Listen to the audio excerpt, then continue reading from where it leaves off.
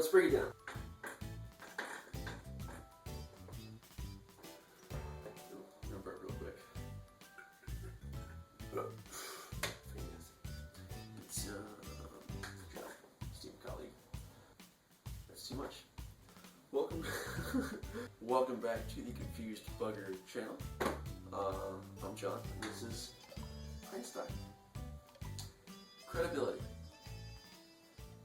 Alrighty. Bear with me. This is as ghetto as it gets. Alright. Oh, and dangerous. Oh god. Ah. Okay. Okay. We can do this. Alright, so hopefully I'm not.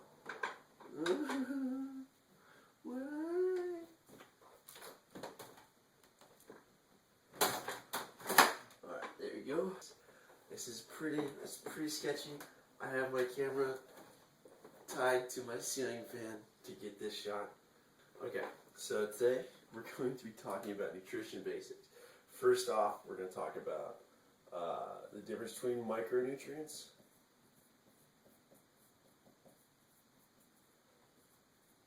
and macronutrients.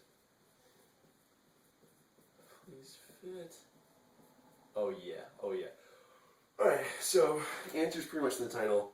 Micronutrients are things your body needs daily, but in small doses, and macronutrients are things your body needs daily, but in larger doses. So, example, like micronutrients like vitamin B12 or D or whatever, you're going to typically need those things in quantities of milligrams, like 100 milligrams, 200 milligrams, whatever, whereas macronutrients are things like carbs, proteins, and fats, and you're going to need those things in hundreds of grams. That's the main difference. So let's break those down. So, okay, so your micronutrients, your vitamins typically, and a lot of people don't count these just because they occur naturally in a lot of food. So you without knowing, you might be getting a surplus of some micronutrients, or even a serious deficit of others. So, for example, I went to the doctor recently. I kind of don't drink milk anymore just because there's a lot of fat in it. I was trying to cut my diet out, and I have a vitamin D deficiency. And some of these deficiencies can really come out when you're working out seriously, because for me specifically with the vitamin D deficiency, vitamin D is really great for your skin.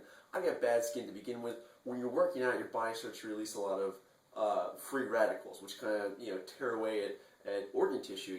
So vitamin D is really great for repair of muscles as well as epidermal tissue. So and there's tons of things like that you need to make sure you're getting your micronutrients to negate a lot of the just general negative effects the waste that your body puts out when it's building a new you. So keep that in mind. Multivitamins are definitely great, but we'll circle back down to this later on what I'm talking about. But general rule for that is it's really good to kind of keep a varied diet, and so keep that in mind when you're building your diet. All right, let's get into macronutrients. So these are things your body needs in hundreds of grams a day, and there's some negative stigma towards a lot of these things. So let's break it down. So we have protein, carbs, and fats. So protein, of course, you need your protein. You probably already know basic protein helps build muscle. I'll explain exactly how that happens later. Maybe I won't. Protein helps build muscle. Carbs.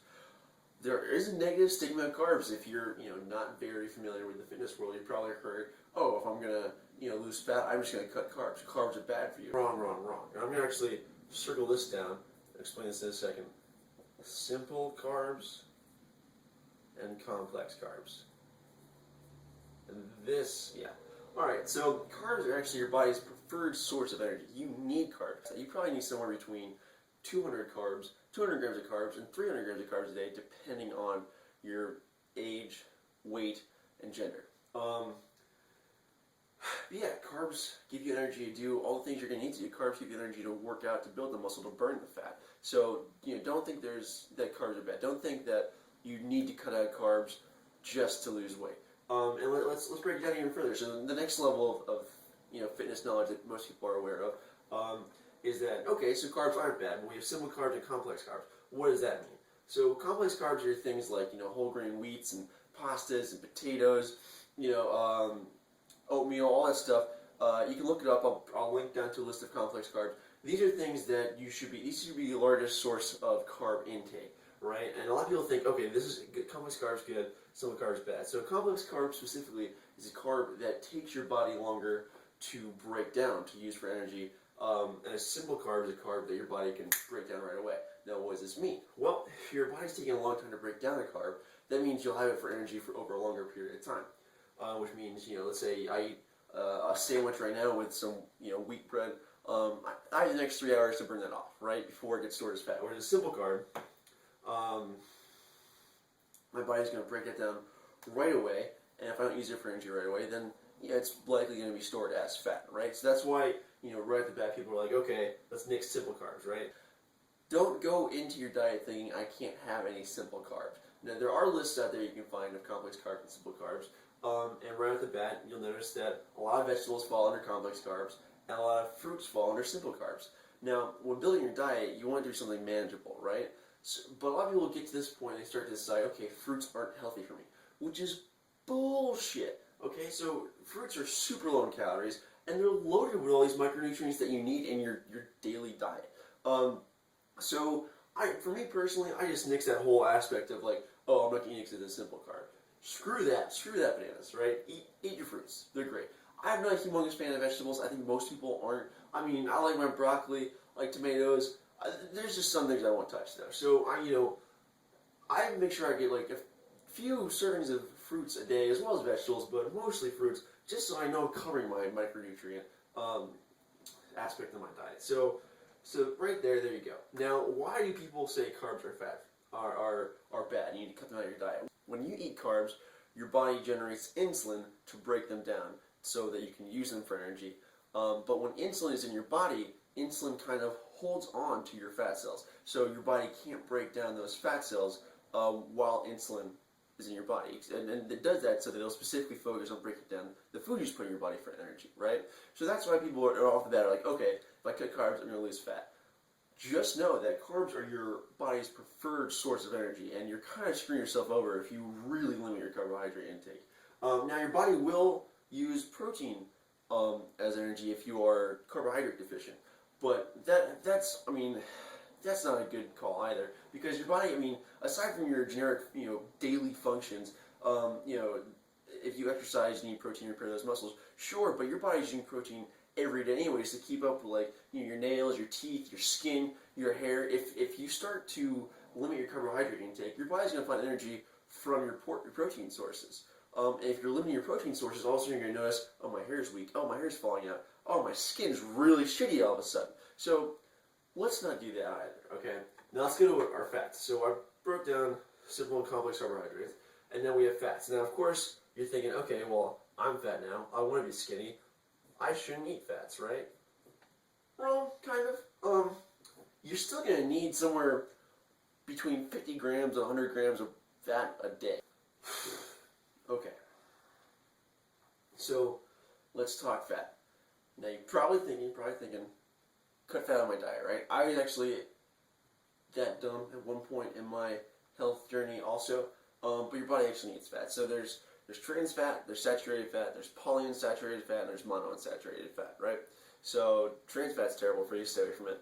Saturated fat's also pretty bad. However, you can get like 25 grams a day and still be okay. That's inside your daily value.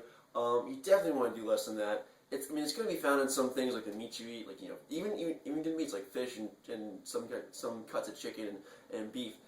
And peanut butter has some saturated fat too. Same thing with things like mayonnaise. However, some of these sources of bad fat are also redeeming sources of good fat. So let's talk about good fat. You have polyunsaturated fat and monounsaturated fat. These are the fats you want to fill your diet up with. What do? I'm not sure which one does which. One is great for joint lubrication, so you definitely, as you're working out, your muscles become tighter. It's a real strain in your joints, so you want to make sure you're getting, I'll have to look it up, I'm sorry guys, but you'll have to make sure you're getting either monounsaturated fat or polyunsaturated fat for that purpose. But the other fat, not sure which one it is great for brain function, right? First time I heard that, I'm thinking, okay, if I start eating this fat, I'm going to become smarter. That's not what it means. You might indirectly become smarter, and that's fantastic, right? But what it actually means is, so your hypothalamus and your pituitary gland reside in your brain. These are what are responsible for regulating hormone distribution. When you are working out more seriously, your body is cranking out HGH, testosterone, all sorts of hormones just to make your body function. If you're not getting the right fats to feed your hypothalamus and your pituitary gland, it's not going to distribute those hormones effectively, and it's going to negatively affect how your body is changing. So you don't want to limit that. I mean, like, you could have, one thing you might know about endorphins. After you finish working out, your body releases endorphins to make you feel better about your workout, right? If you aren't getting your fat sources, you're not going to feel that. You're just going to have that shitty-ass workout, and it's going to just suck afterwards. Another thing, libido. Libido can be negatively affected if you're not getting your fat sources. All types of shit can go wrong. So don't limit your fat, right? A couple additional things I wanted to talk about. One is cholesterol. Now, this is only a small topic for the purpose of nutrition, but there's two kinds of cholesterol. There's HDL cholesterol and LDL cholesterol. And for a long time, science community thought all cholesterol was bad. But it turns out HDL cholesterol, high density cholesterol, is a good cholesterol. What I thought good cholesterol meant maybe about a year ago was that, okay, it's not going to kill me if I have this, but I probably should still kind of eat it in moderation. Turns out that's dead wrong. You can have as much HDL as you want. It promotes good things in your body. Go to town. So if you're cholesterol watching or you're curious about it, I know there's a big controversy over eggs and whether or not they're good for you because they're loaded with HDL cholesterol. Go to town. Have as many eggs as you want. Another thing I wanted to talk about, I mentioned it briefly earlier, possibly, depending if I caught it or not, was antioxidants, right? So there's a handful of foods loaded with antioxidants. All berries, any kind of red fruit like watermelon, apples, tomato. I'm not sure about apples actually, but red grapes and watermelon for sure. And also dark chocolates, like not just brand name dark chocolate, but if it says like a percentage of cacao on it, it's loaded in antioxidants, right? What do antioxidants do? They fight free radicals in your body. Every time you work out seriously, your body's tearing muscle. There's waste and excess of bad things that happen, and one of those things is free radicals, and they're just bad for you in general.